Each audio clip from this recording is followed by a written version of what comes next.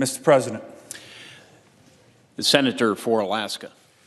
Mr. President, every week I've been coming down to the floor to talk about my great state and a person in my state who has made a difference in their community in the state, sometimes throughout the entire country. I call this person our Alaskan of the Week, and it's actually one of the best things I get to do each week here in the United States Senate. Now, there's a lot to brag about with regard to Alaska, and frankly, while I love my job here, I wish I were home right now. My wife's there, and though the temperatures are still only in the single digits in some places, particularly up north in Alaska, springtime, what we call breakup in Alaska, has hit much of our state. Now, I'll admit it, breakup is not always pretty in a state that gets a lot of snow. Dirty, melting snow, sloshing through the slush, big, huge puddles everywhere. But the sun is now high in the sky and staying up longer and longer every day. Birds are migrating back by the tens of thousands, and the excitement of spring is everywhere. You feel it, you sense it. The changing seasons is no more extreme and no more profound in Alaska, where the weather, where the hunting and fishing and passing on of traditions and culture is literally a way of life for many.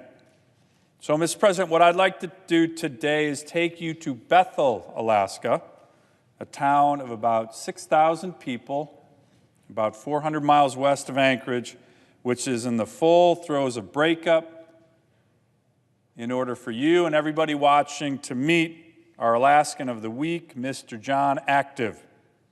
Now, John is an extraordinary Alaskan who has spent decades, season after season, on the radio, telling stories and passing on traditions that are helping to keep the Yupik culture of Alaska alive. John, who is 70 years old, has lived a storied life, which began in a village outside of Bethel. After he was born, his mother unfortunately passed away, and his father couldn't care for him, and he was adopted by James and Elise Active and brought to live in Bethel. His grandmother, Maggie Lind, was a well-known storyteller, and John's childhood was filled with stories about Yupik legends and wisdom and culture. John's experiences growing up led him to an incredibly important vocation, translating his native language into English. Now, Mr. President, you might be asking, translating? Well, yes, that's actually very important in Alaska. You see, we have about 20 different indigenous languages still spoken by the native peoples of my great state throughout the state. Thousands of Alaskans, literally, speaking these languages. And during John's senior year of high school, he worked for the Bureau of Indian Affairs, where he was able to travel to different villages, translating the Yupik language and helping applicants fill out paperwork for housing, which was great training for the rest of his life. He also became passionate about the news and spreading the news. So in the 1970s, KYUK, Bethel's new local public radio and television show, which are so important to get the word out in these smaller communities, was born, and John was there as one of the very first Yupik language broadcasters. Many people in the area, particularly the elders, still only read and speak in Yupik. John was so intent on letting them know what was happening in the world. In the early days, he would wait for the cargo plane to arrive from Anchorage to grab the Anchorage Daily News, the daily newspaper, and rush into the radio station to simultaneously translate the news from English into Yupik as he read it. Now, Mr. President, there are very few people in the world who can simultaneously translate English to Yupik.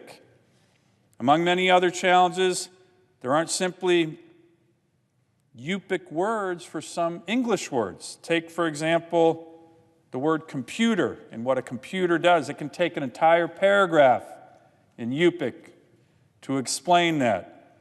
When a bank was trying to inform Alaskans in the region about home loans, John found that it could take an entire paragraph to translate the phrase home equity into Yupik. So he had a really hard job, but he did it really, really well.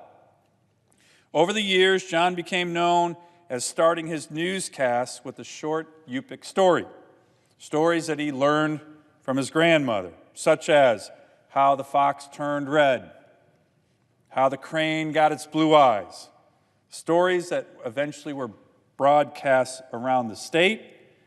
Some of them were even picked up by National Public Radio for the country. He also became a columnist for the Anchorage Daily News and other papers across Alaska, sharing the stories of his ancestors and his humorous views on the world. He's such a delight to listen to and to read. He has become a beloved figure throughout Alaska. But John's work goes way beyond entertainment.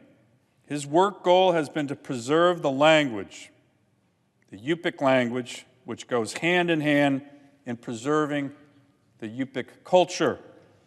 It's so vitally important in our state where, Mr. President, as I've mentioned, we have 20 indigenous languages. Not a lot of people know that.